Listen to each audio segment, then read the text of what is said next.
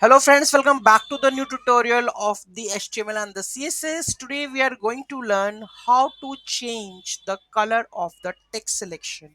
By default, you can see that the color is basically like this whenever we are trying to selecting this one, right?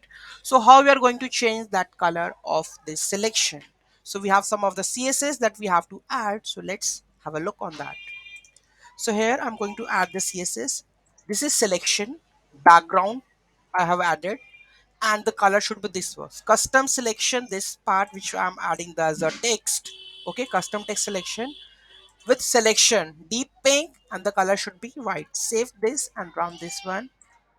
So here now I can see that the color of the selection would be the pink one, right? So this is you can see that the selection background aqua line, okay, as the background color. If you can go and check that, okay. And when I select custom selection on selection, what the color should be? The background should be the deep link and the color should be the white. You can see that the color should be the white. So this is how you are able to do the custom text selection with the help of the CSS. Thank you so much for watching this video. Don't forget to like, share and comment on my video. Have a nice day.